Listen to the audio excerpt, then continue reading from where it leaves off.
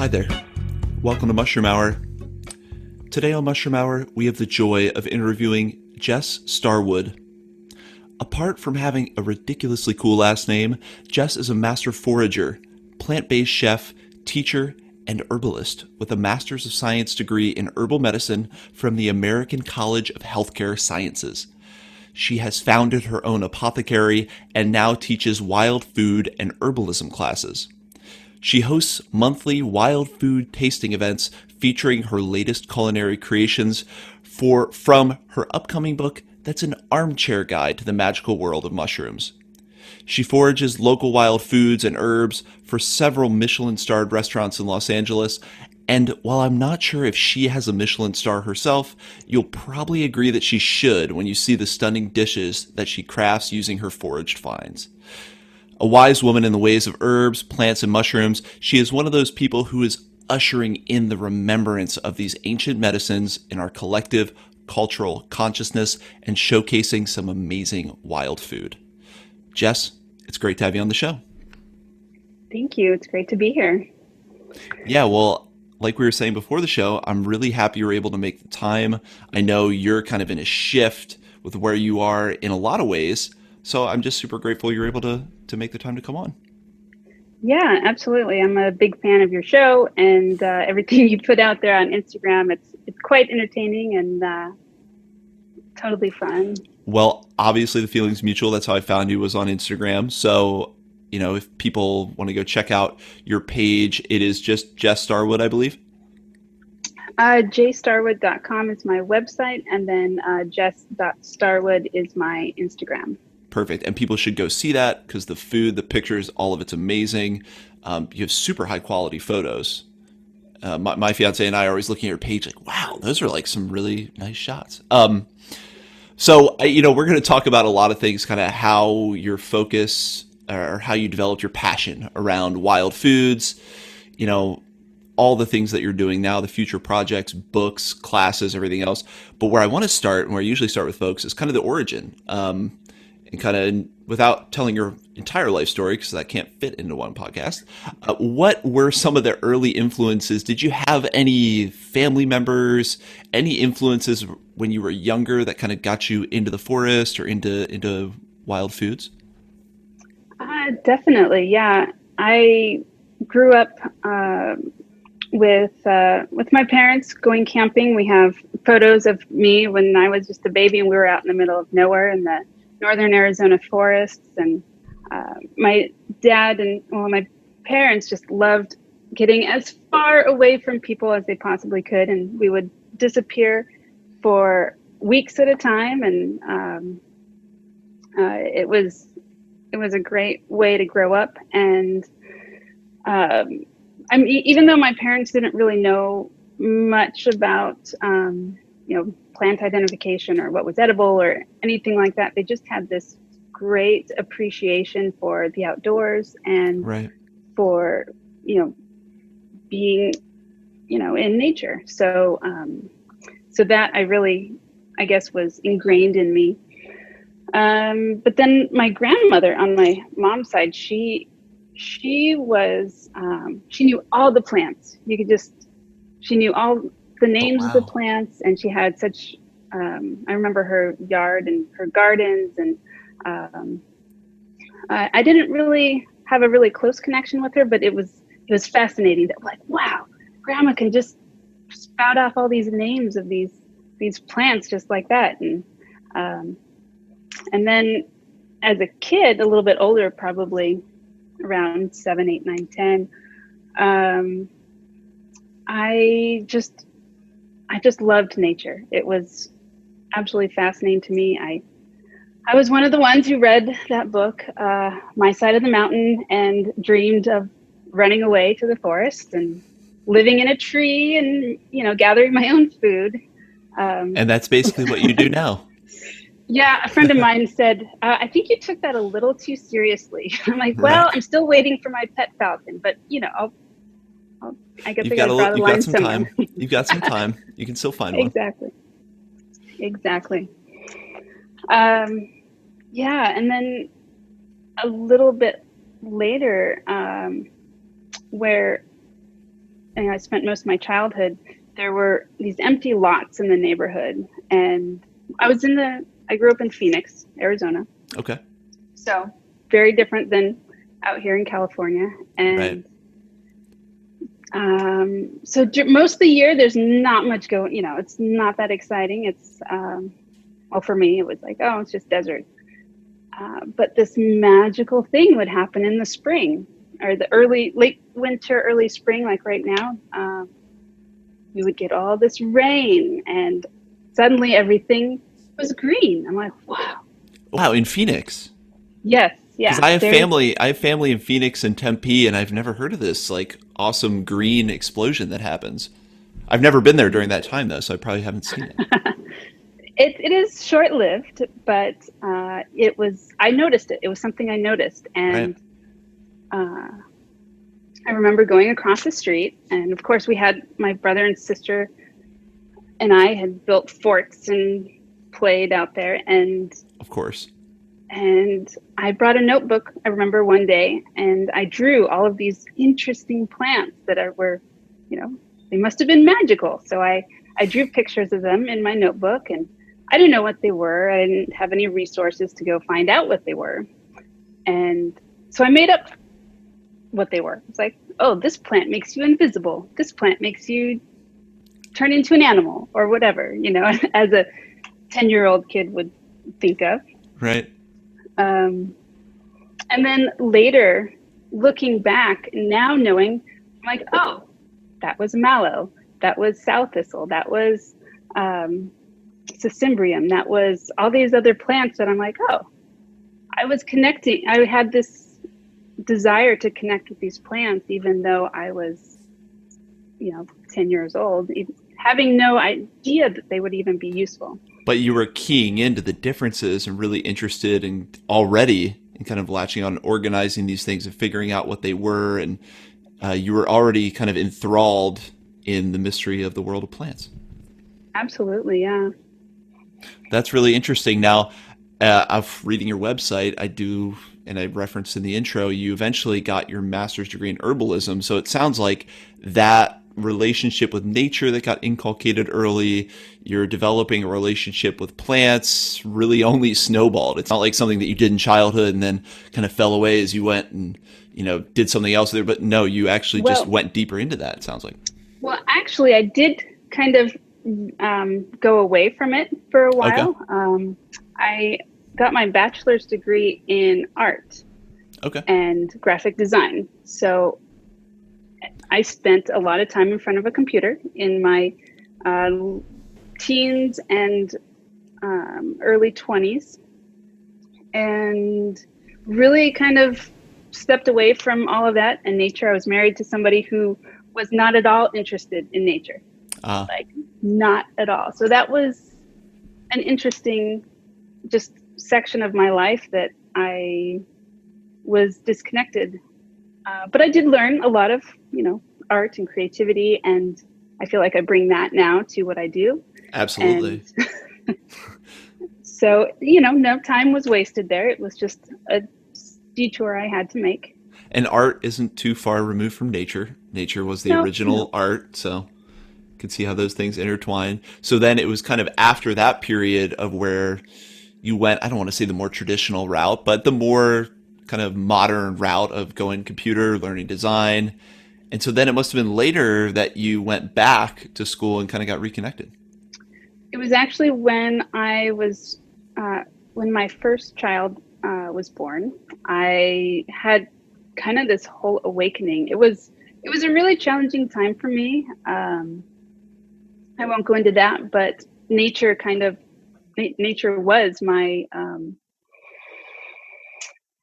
was what brought me out of, some severe postpartum depression and just lack of connection in what was happening in my life at that time. And I followed that path.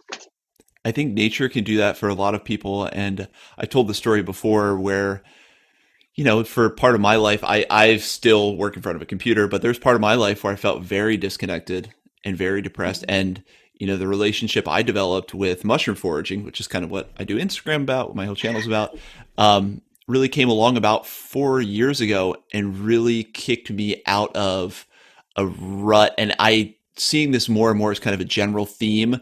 So many people who are kind of going the traditional route, doing work in an office or in front of a computer, get such a huge benefit right when they start making a connection with nature.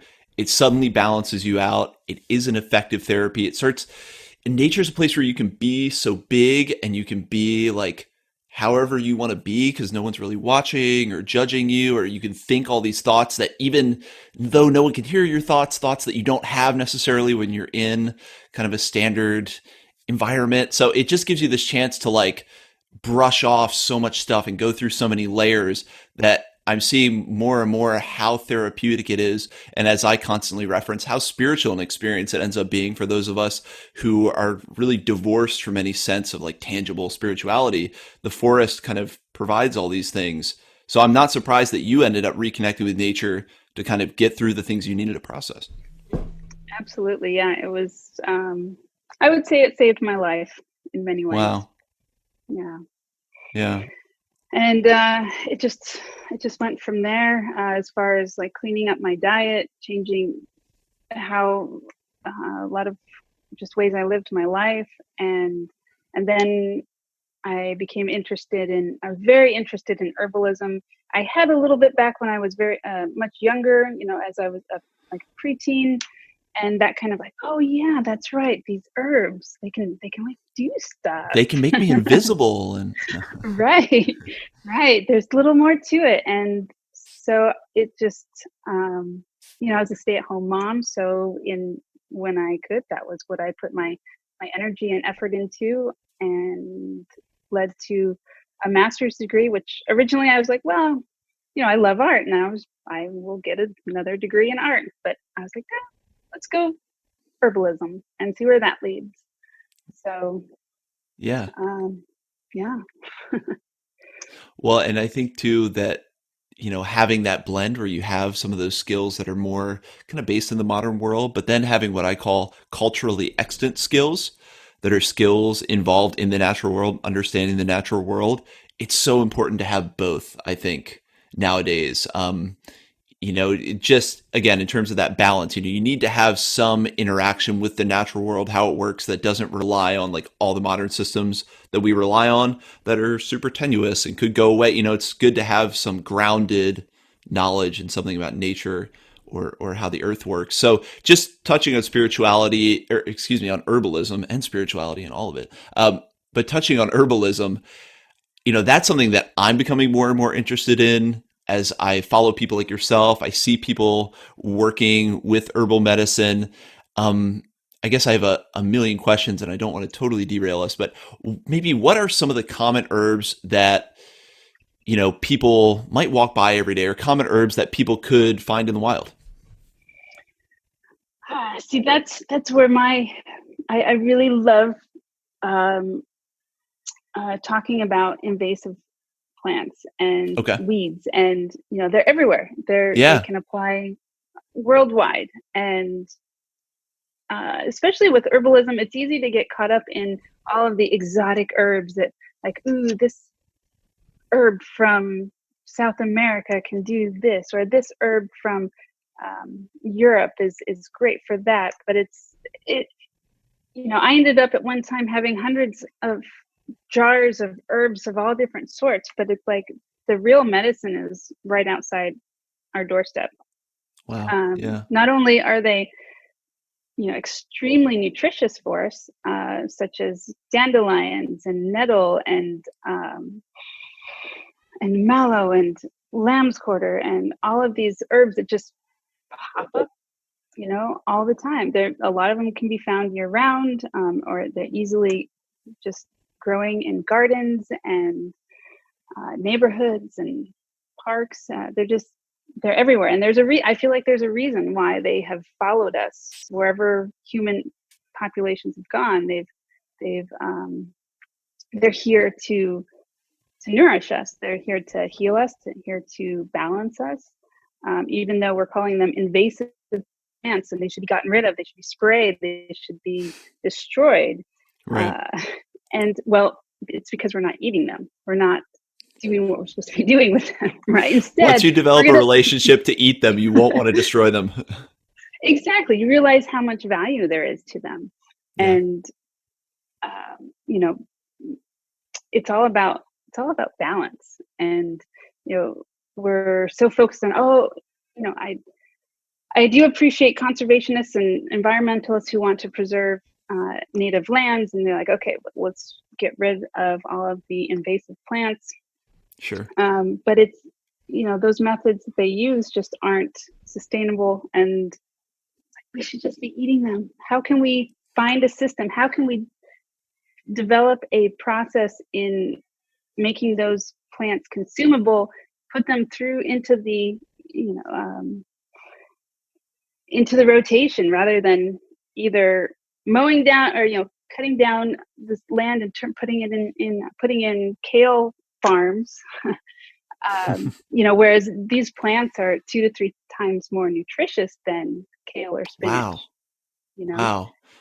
I think that's something interesting too, that, I obviously everyone lauds environmentalists and conservationists, and I get it. We want to keep the natural flora and fauna of an area, but there's something that humans do where we kind of um, separate ourselves from nature, kind of want to referee nature.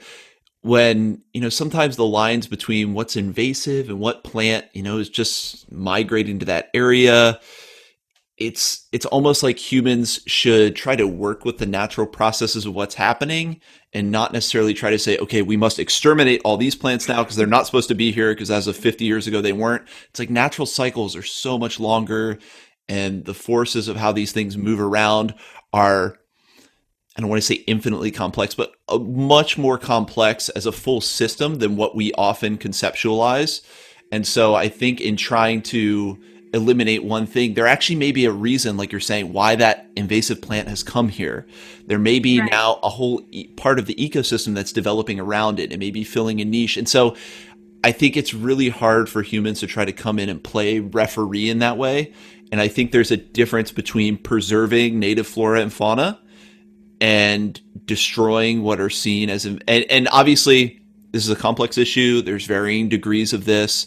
I already hear other people in my head telling me about, oh, there's this invasive beetle, and and I get it. There are some that end up being a scourge, but I think, in this world of plants and herbs, like you're saying, maybe there's a reason for it, and maybe there's some huge value we can derive here, instead of trying to think of it in this closed kind of system where we need to extract something from it. It's like, no, maybe we can integrate it into what's going on.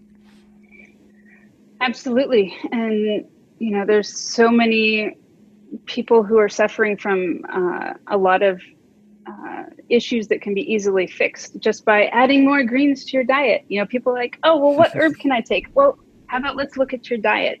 Plants are medicine, your food is your medicine. Right. And that's where I really got into the food aspect from my herbalism. It's like, well, the real, where you see real lasting results is through diet and those sorts of changes. Wow, that's pretty.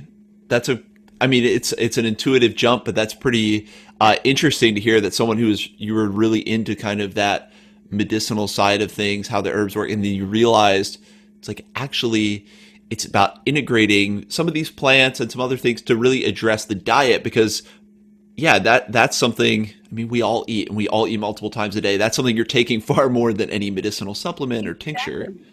Yeah, if you think about it, 98% of what you're putting in your body is food, or Yeah. or liquids. And why not make that, it should be medicinal too, instead of relying, oh, well, I'm going to pop a supplement twice a day. Right. That's like, yeah, it's just not going to make as much difference. And yeah, you can fine tune your health with some herbs, which are great. There's definitely, I've used a lot here and there, and for myself and for people I've worked with, but getting that foundation is the most important part. Yeah, getting the diet dialed in is the foundational building block to health. And then I think it's important also to bring up, we were talking just before about herbalism as it's not a pill that you take to eliminate symptoms, or you're like, it doesn't necessarily make whatever problem you have go away. It's kind of a more subtle long-term effect. Exactly. With Western medicine, we've gotten this skewed idea that we can just take a pill from a bottle, or even, even if it's a tincture, which seems a little more out there and alternative, but it's Right. taking a thing that is supposed to miraculously get rid of this issue. Right. Where, looking at it holistically, looking at the whole body system, it's just the whole wrong way of health. And health is holistic. It's the whole entire body system, from lifestyle, diet, spirituality, behaviors, all of those things. And then I feel like herbs are just the fine tuners. They can help shift our body into a more balanced state, rather than that one cure-all. Right. It's about balancing the whole system. And when we talk about things like this, I don't know if you've ever heard of kind of the spiritual writer Gurdjieff. So Gurdjieff, I believe he's either Turkish or Armenian. Obviously, that's a huge difference. Anyway, he's an Eastern writer, kind of mystic, and a lot of books, a lot of great information. One quote that's always stuck out to me, though, is he was talking about treating the body as a machine, and thinking about you have to think about the whole process of what's going on. He uses the analogy of a machine, where if you tighten something too tight in one area, or you address some problem so completely, focus in one area so much, it may throw off what the rest of the system does. Right. And Yeah, that's always what I think about. Yeah, everything's connected. And a lot of times it's like, oh, I've got this rash. Well, okay, but what? And they're like, well, just give me something for the rash. Well, let's look at what's causing the rash. And there's an Right. imbalance somewhere that has and that's just where it's manifesting. There's an imbalance in the diet. Is there an allergy, or is there a digestive problem? Is there something else going on that is causing that? So, it's treat the cause, not the symptom. Yeah. Like you go to the doctor, like, oh, well, we'll just give you some cortisone cream to take care of your rash, and you'll be fine. Well, let's look at what's causing it, so that we're not coming back in 6 months to get, another refill, or, have it reappear again. Well, what strikes me is how individuated this is. I mean, how in depth you probably have to go with people to start building up that base for actual health. Like, hey, I get it. You're getting these symptoms, these symptoms, these symptoms. There's probably something at the core, and I guess you've come to, like, at the core of your diet that might be throwing this off. Maybe some environment. So I'd imagine it's a much more involved process that you have kind of come to when treating someone, or I don't want to throw around the word treating, but when trying to help someone build a foundation for health, you've got to really go in deep with them. It can't just be, here, take this herb, get out of, or take this medicinal mushroom, even get out of here. Right. It's like, well, hold on. We need to see how this is going to integrate what else you're doing. Right. Which, I mean, that's really kind of what drew me away from having my business, was that people were just wanting to come for, give me some herbs, give me this, give me that. And Right. I didn't feel like I was actually helping people. And so I had to pull back from that. And I felt like I was contributing almost to that whole sense of, oh, just come buy my herbs, come grab the latest super herb that you heard on social media. Right. You heard about it on a podcast. I've got it here for you. Just $9.99. You're like, wait, no, this is not what we're supposed to be doing. So then that makes sense why you transition to where you are now, which is like that real focus on wild foods, like going out and going on plant walks, going on mushroom walks, and integrating these super nutritious, medicinal, powerful foods into your diet in a way that tastes good.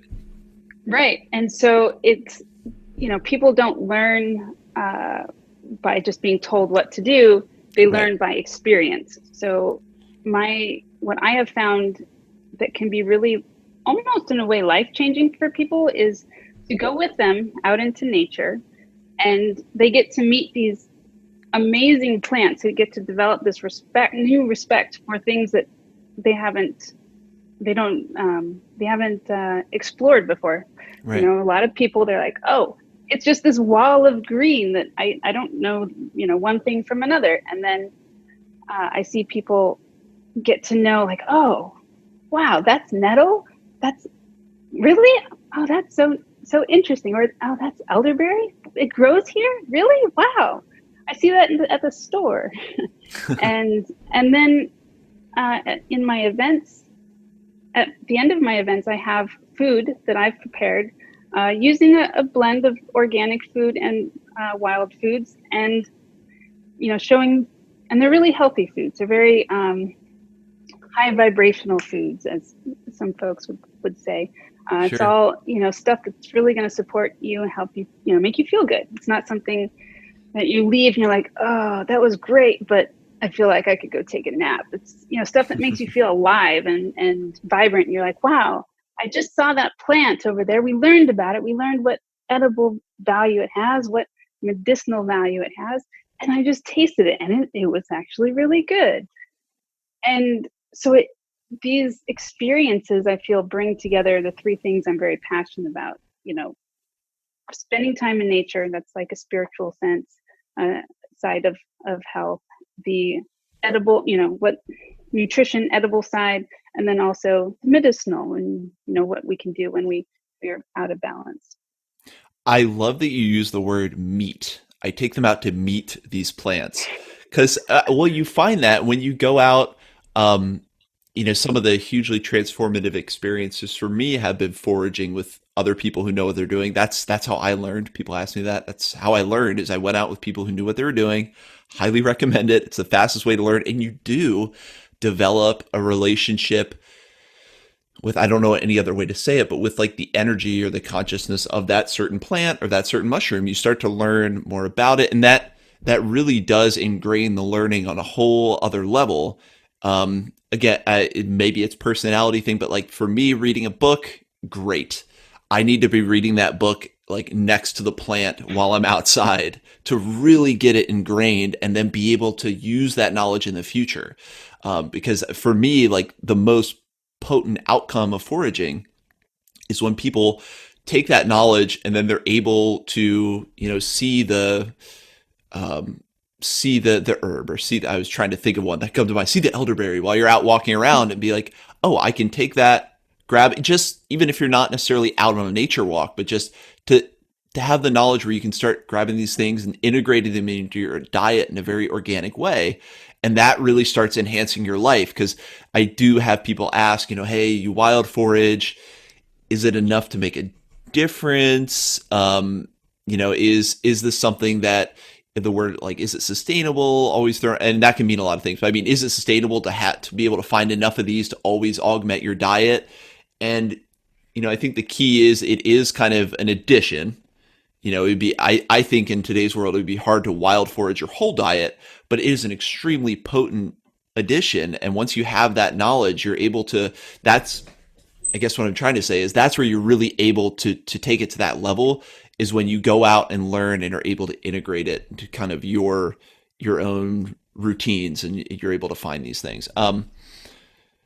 So all that being said, what are the classes that you lead? How often? What kind of people show up? Because it sounds like, I mean, you get a lot out of that, and you're able to kind of share this knowledge. So what is kind of the structure of the classes?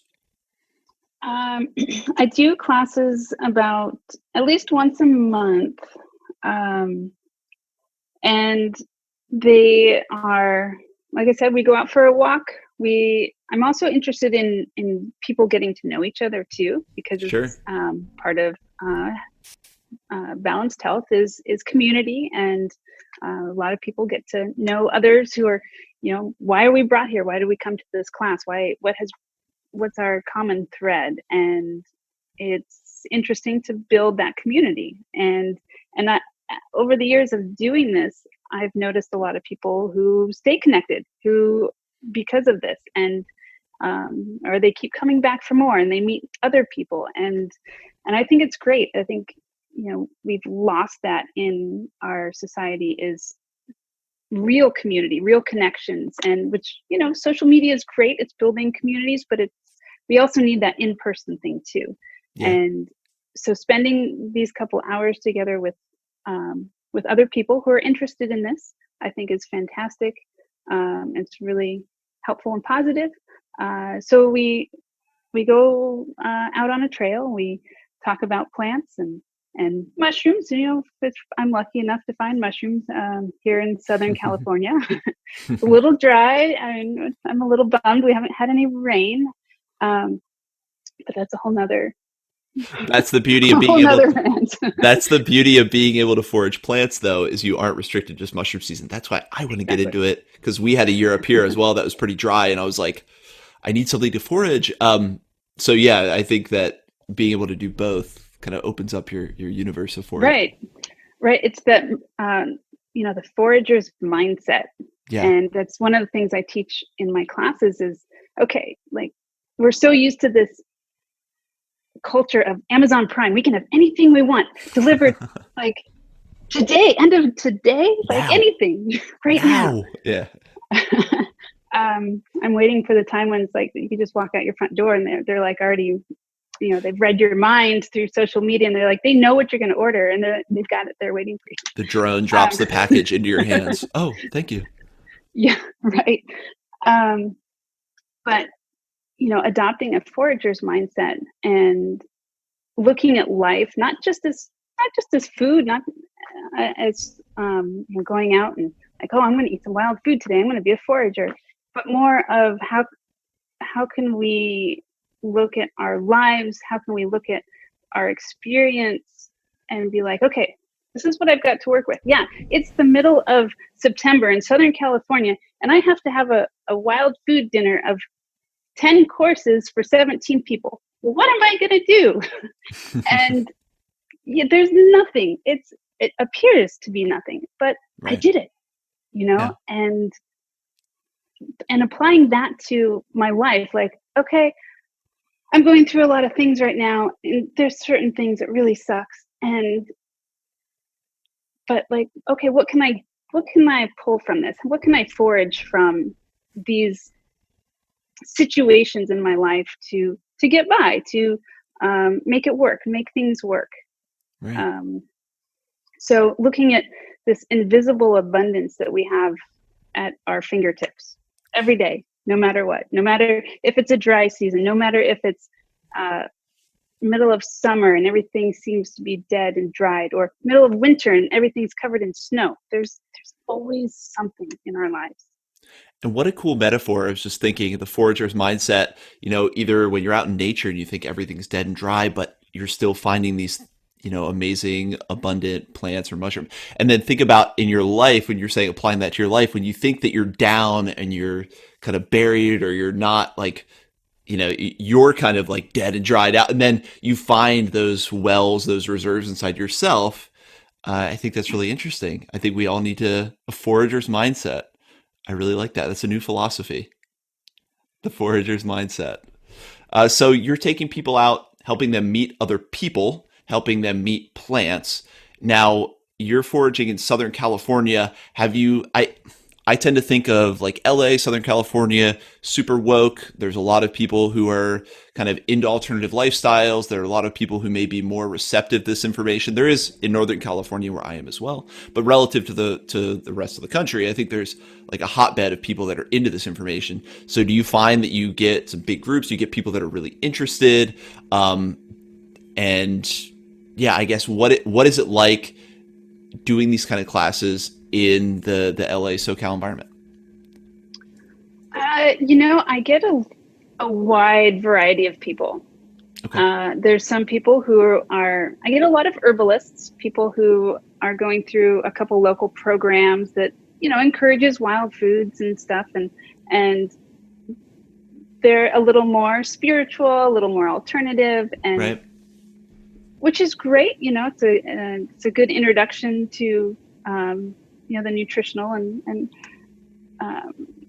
nutritional side of things. And I also get some like very well-to-do folks who are just out to have an experience. Sure. And they want to tell all their friends or their people on Instagram, like, oh, I went out and I ate some wild food today. I was a forager. Or, I mean, I don't actually have people forage during my events, but it's a wide variety of people. Okay. Some are very, they're looking for an escape from their day-to-day jobs, their, life on the 405 and the concrete jungle or whatever. It's an escape. And Right. sometimes I think I don't know how they find me or how they stumble across my events, but then I've kind of followed them or kept in touch with a few, and they're like, wow, that just really opened my eyes. And I'm looking now at my life of like, why am I doing what I'm doing? Oh So, man, yeah, change. Well, and I had a feeling it would be kind of an eclectic mix like that. But in my mind, LA has a lot of people who are kind of stuck in that rat race, and I feel like what you're doing could have a huge benefit to so many people down there. So definitely. that's why I was curious. And then another thing I thought of as we were talking that I read on your site was about sustainability in foraging. So this is something I've talked with a couple different foragers about. But in your mind, how can we forage sustainably? Because I want to go out now and eat all these great wild plants. Obviously, we already pick all these wild mushrooms. And sometimes people ask me, how are you making sure that those can come back later? Aren't you harvesting too many? What steps do you take, or what do you know about sustainable foraging? Right. And that was definitely a point I wanted to make as well. And it is a very, very important topic. There's so many people in LA that and that's a fact. If everybody went out and foraged in LA, we would have nothing left. Right. I really don't see that actually happening. A lot of, there's some folks who are very passionate against foraging, and they're like, I've heard from them. They've spoken up to me and told me, how they feel. And I mean, I just don't see this huge decimation Right. from people who are like truly foragers, unless you're out there and you see like, well, I'm going to make a buck off of this. I can go out and I can forage all this stuff and make a living off of it. I can see that becoming a problem, Right. especially if it's being done illegally. And, really, if you can have access to private property, and also looking in your own yard, your own, a lot of us, we have yards that are overgrown with plants already that need to be foraged, and grow your own. I talk about, if you're really interested in native plants, there's a lot of really great medicinal native plants. There's several nurseries that you can grow your own. And in my classes, I really emphasize, okay, this is an issue. We have to, and as a teacher, it's my responsibility to teach, how to go about this in a ethical and sustainable way, because while I feel like this is a good thing, it can also, in the wrong hands, can turn into a bad thing. Right. So yes, I have foraged as a professional forager for restaurants, and there was one that I did work with who wanted very large quantities of produce every week, and I was like, this is not sustainable. Wow. So you actually had to say, hey, in good conscience, for like the forests that we're taking these from, I can't give you that many quantity. I was going to ask about, obviously it was kind of leading into being a professional forager, and the whole life of a professional forager is still a little bit shrouded in mystery for me. I know a couple. I think they all kind of have to balance that issue you're talking about with the ability to make a living. If that's something you make your living at, you only have a certain window a lot of times to pick the culinary delights that you're going after, it's kind of hard not to go out and just say, and not, for lack of a better word, like clear cut it, take everything that I can find to make as much money as I can. So Right. that's why I was wondering if there are any processes in how you harvest. Well, in regards to plants, Yeah. kind of my rule of thumb is basically if I come across a stand of whatever it is I'm after, and I'm like, okay, here is this plant. I want to make sure that it's not the only one in the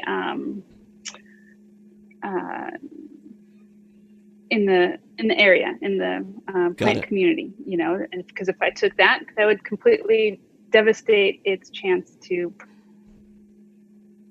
So if I find some more, okay, well, here I'll take, make sure there's, say, 10 plants, and then take maybe a tenth of what's on that plant. Say they're elderberries, or they're, wild cherries or something like that. So, and I feel, wild food should be a small supplement of a diet anyway. You don't need lots and lots of quantity of them. So, people, if they're harvesting, they should be harvesting, with their own personal needs in mind, not like, I'm just going to, it's easy though. It's like, you see this bush full of, right, say wild cherries, and it's like, wow, these look amazing. I just want all of them. They're so tasty. right. And it's, can be hard not to just keep going. But I might sit there under the tree just like picking them and eating them. Like it's hard. It's hard to stop yourself. But I think that is an important thing to recognize, is that we do have to be mindful of, the what is essentially a limited resource, and really use it as a supplement. Because like you said, they are extremely nutrient dense. So I want to now kind of transition into how you're using these things in food, and maybe talk about one or two that a lot of people could find that they could integrate in food. But really, I want to talk about your development, or your evolution as a chef with wild forage foods. Because it's one thing to find wild mushrooms, one thing to find wild plants. People ask me, well, then how do I eat it? And I'm like, I put everything on pizza. Like, I don't know. So I guess what led to your evolution as a chef? It's something you went to school for, and then how do you get inspired to use the wild foods you find in different dishes? And then maybe we talk about like some resources too for people that can help identify and find these things and that kind of thing.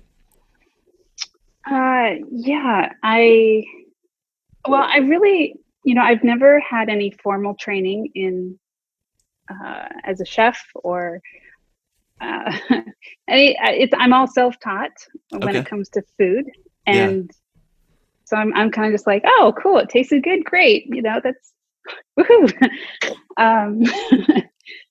But I feel like I'm an artist first, and I will visualize a dish in my mind, and I'm thinking about colors and textures, and then overlay that with flavor. What kind of flavors will go together, and then okay, what kind of wild foods would match those little elements in that dish. So that's kind of how I approach it, and then I kind of make it up from there. And then, oh well, that turned out pretty tasty. So it's I feel like I get pretty lucky sometimes, and then my photography background kind of helps make it look tasty. We eat with our eyes a lot of times, and if something looks good, it's gonna make it taste even better, especially when it comes to a plate full of dandelions. That's so funny you said dandelions. I was going to ask, how could you use like dandelions in a dish? I'm just thinking of like some of the wild plants that we have in our backyard, and I want to eat them, but I want to know how to prepare it in a way that not only tastes great, but may not be compromising some of those great medicinal compounds found within. I guess, is that something you have to worry about sometimes when you cook wild foods and even wild mushrooms? I feel like I should know this, but are there considerations you have to make when you're cooking these things not to lose some of those vital nutrients in there? Um, well, I did spend a considerable amount of time being a raw vegan. So I was Wow. very much into raw food and minimally processing foods to keep them as nutritionally valuable as possible. So I do feel like I also apply a lot of those values to what I do. And yeah, if a lot of wild foods don't have to be processed. Like you can't eat acorns raw. Obviously, that would that wouldn't work out so well. Unless you're a But squirrel. unless you're a squirrel, yes. And some days I wish I was a squirrel. But yeah, processing only as much as you need to. I've seen some people who just boil things to death. I'm like, there's can't be anything worthwhile left in that, except maybe some fiber, which, well, that I guess that's okay. Uh, but yeah, some foods, wild foods, do need to be cooked, especially mushrooms. I pretty much recommend most all wild mushrooms should be cooked, especially for people just getting into cooking mushrooms, Right. wild ones. Um, but Do you do anything with yeah. fermentation? I see that on a lot of wild food posts, around Instagram. That's my entree into wild food. Do you do anything with like fermenting wild foods or doing any processing like that? I do. I am good friends with Pascal Baudard, who is kind of the master fermenter of all things, I believe. So, You picked up my reference point. Yes, that is who I follow on Instagram. so I've learned a lot from him, and like I said, we're good friends. And I try to ferment things when I can, and I do understand the great benefit of eating fermented foods. Right. Especially any sort of sauerkraut or kimchi, or getting into yogurts, and it's great for the microbiome and the immune system and all those. So it has many benefits. I have fermented some wild mushrooms before. I've fermented morels and chicken of the woods, lobster mushroom, and chanterelles, and Wow. they were amazing. Really? So I've never done it. Just putting it in the salt water, I'm like, I don't know if that's gonna make it, but it's really good. it's really tasty, yeah. And you know it's an area I want to get into more, but Right. we'll see where the year goes. And And I guess yeah. what is the kind of uh, uh, what is that push I think we're seeing with a lot of chefs who are kind of reconnecting with forage foods.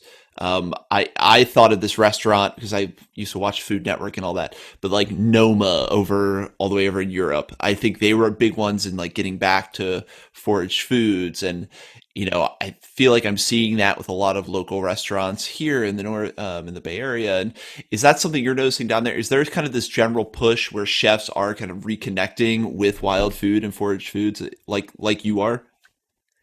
uh Wild foods were kind of a trend like 10-15 years ago, Okay. and it kind of is seeing a resurgence right now, I think. Mm. And it's the unknown territory. It's the unexplored territory. These are exciting new ingredients that chefs can explore and do interesting things with. So um, there's a lot to be played with, in a Yeah. creative culinary sense. So um, I mean, if we could figure out a way to make black mustard the most amazing thing ever, I think, which that plant is covering our hillsides and completely taking over. If some chefs could figure out something amazing with that, I think we'd be onto something. Dealing with some of these like invasive slash weed species you're talking about, we actually need the chefs to start getting back into these kind of wild foods and like help us.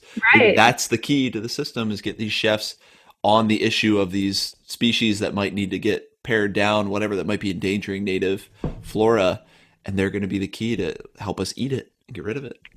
Exactly. Absolutely. It's for sure. I think it's a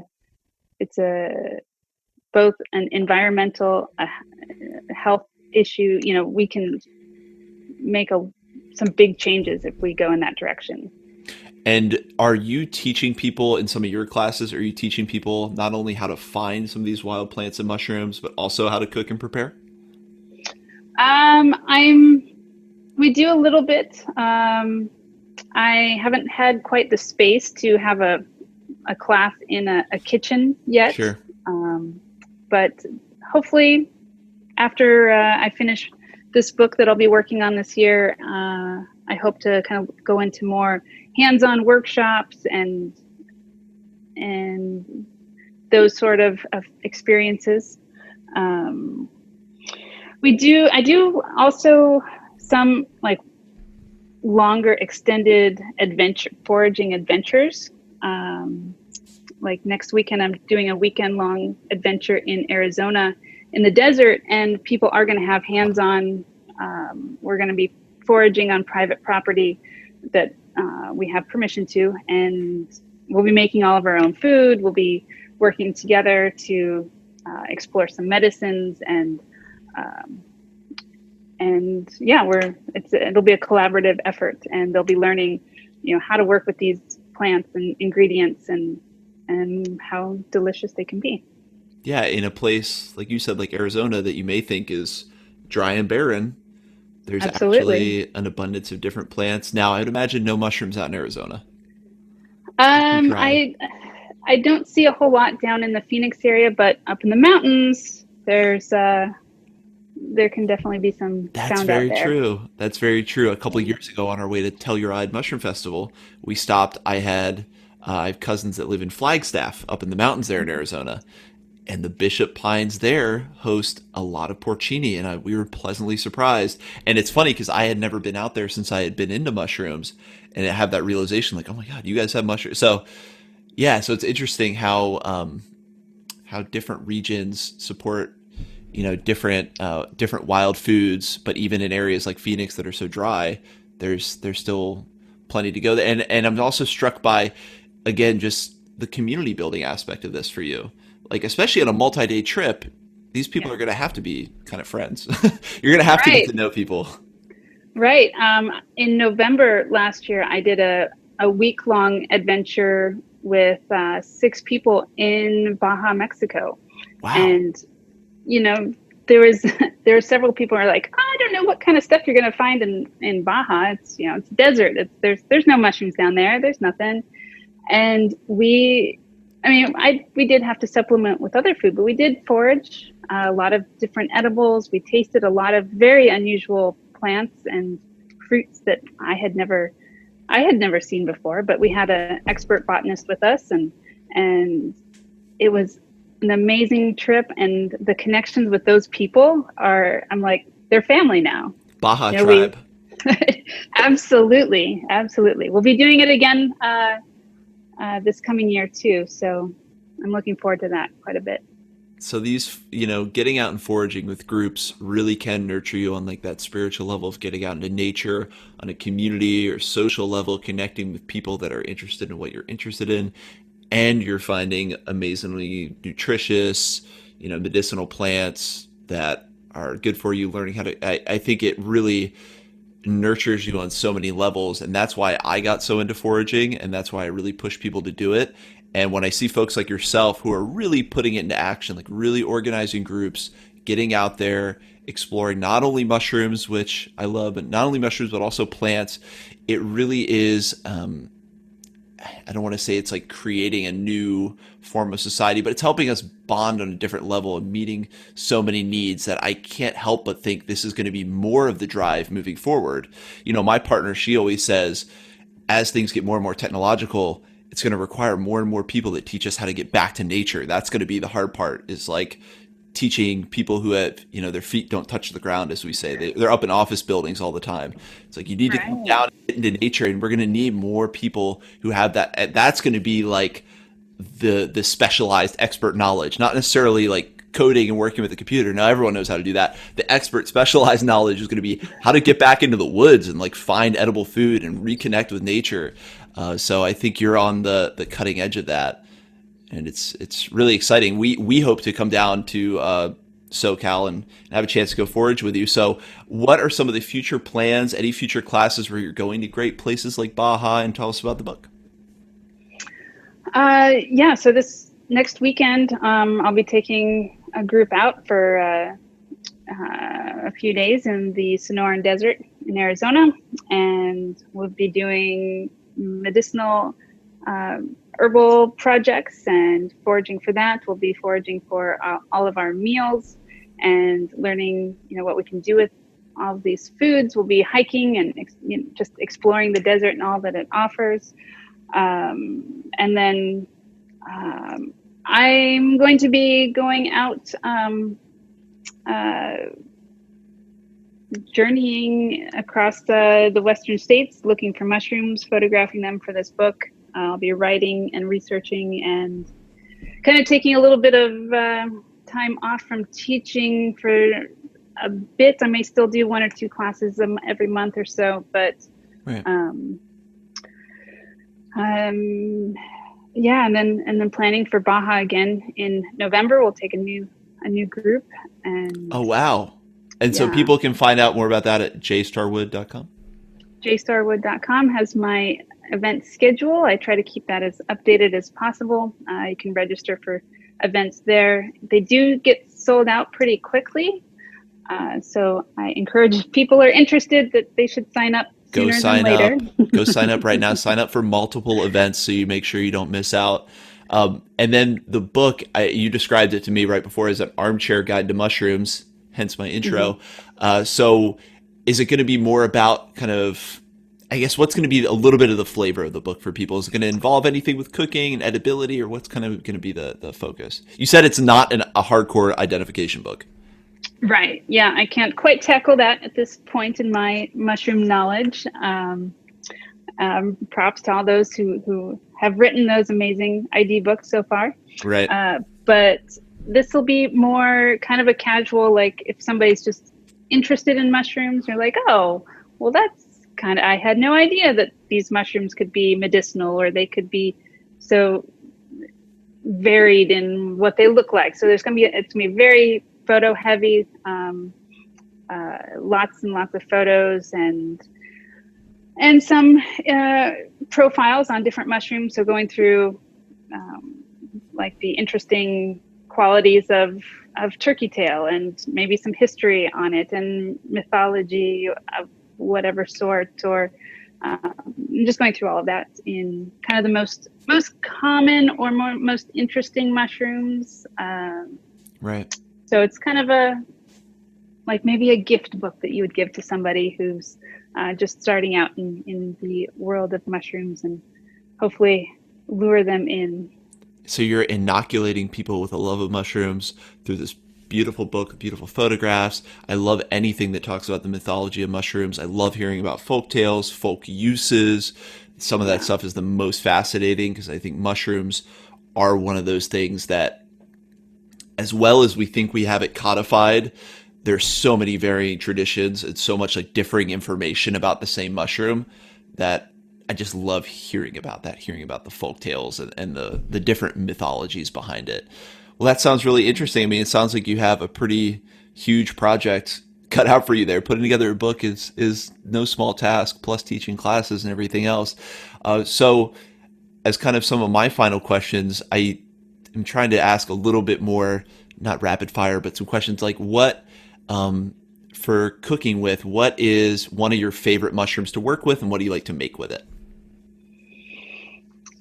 Oh, I know it's people tell me that's like asking me my favorite kid, but it's not your favorite necessarily. I Just one know. that comes to mind, what you like making with it.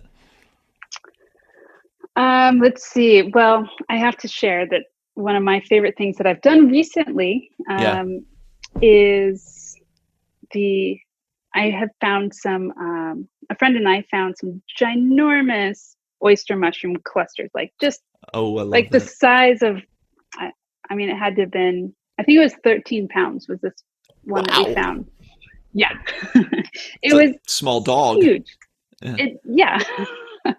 And what we did was just marinated it with all sorts of just herbs and flavors and baked it like a turkey practically.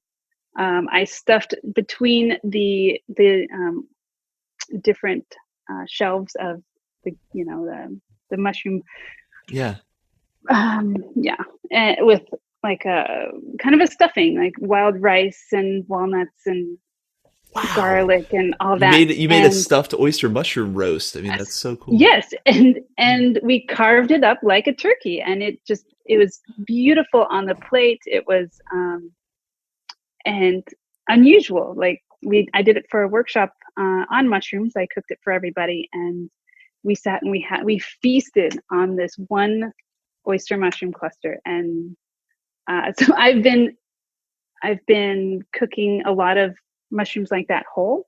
Like I found, my friend and I found a large um, coral tooth mushroom, the hericium, Yeah. and I marinated that and baked it whole, and was, and then with the roasted garlic cream sauce with it, and it just was amazing. Oh my gosh, I know. um, And I haven't had lunch yet, so yeah. this is getting dangerous. Well, that really highlights to another thing that I wanted to bring up and I didn't earlier about, because I know you're plant based, and Yeah, those methods of preparation highlight how great of a replacement mushrooms are for meat. You know what? definitely. Yeah. That was a huge thing for me in going vegan, and it was like a couple years before I started really getting the mushrooms. But mushrooms like added this whole new element. Oh my gosh, this is like nature's meat. This is the other meat. This is the real meat. So that's really cool. Some of those preparations that you can do that really provide that same kind of sustenance, that same kind of effect. Right, right.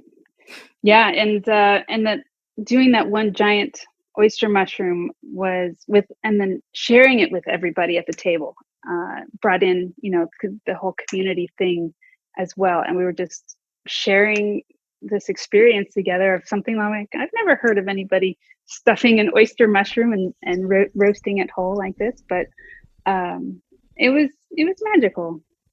That's let's do more magic.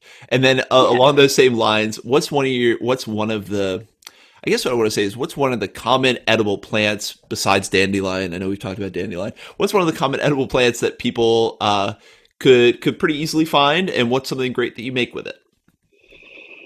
I'm gonna say nettle, which, I mean, it's so important. So it's medicinal. It is highly nutritious, and yeah, you can make nettle pesto. I have a certain friend who says that nettle pesto is so cliche and just completely overdone. But any way that people can get these plants in their diet, if you can just make a nettle pesto, that's awesome. I make a fantastic vegan creamy nettle soup, which I have that recipe on my website, and people have raved about it. That works too. Anything, even throwing some in a smoothie with whatever other Oh, flavors that you enjoy. I've never heard of that. Um, That's great.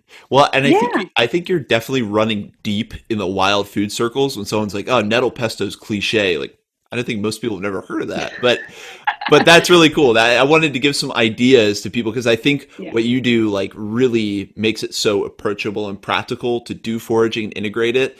And I think recipes like, yeah, putting it in a smoothie. I think some of your recipes make it really possible to take that next step. Because I have a lot of people ask me that. It's once I find the mushroom, maybe once I find the plant, what do I do with it? And it's great to say, oh, here's something like an easy recipe, tastes great, and it's a way to make it real. And then the last question I had, what kind of lasting impact do you hope to make with the work that you're doing, with the body of work that you've now put together? I'm hoping to uh, just shift people's mindset. It doesn't have to be huge, just a little bit. Any little bit helps, by gaining a little more respect for what the earth already provides for us. We don't have to do anything extra to it. It already provides everything we need. And we feel like we have to have this control over it, and we have to squeeze out every bit of it that we think we need. But actually, everything is just already there.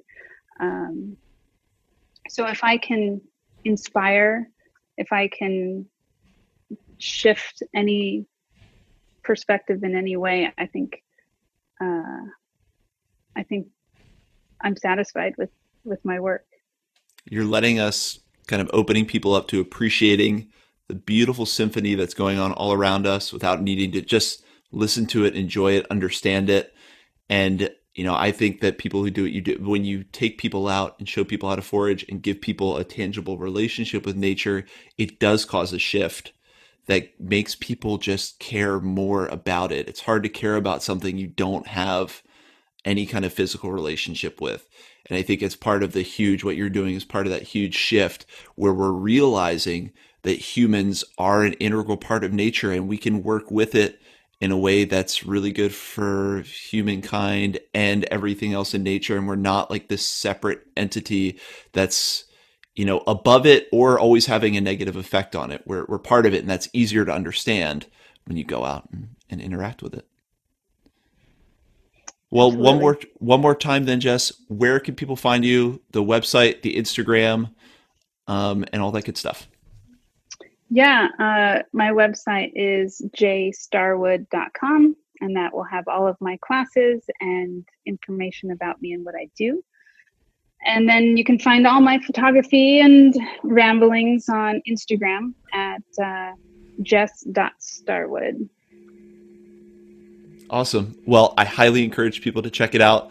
They will definitely get inspired. And if you're in the SoCal, LA area, I've referred a lot of people to you who ask me, who can I find down here who knows about mushrooms? If you're down in that area and you feel like you just don't have the resources for foraging or whatever, just find Jess and get on the path.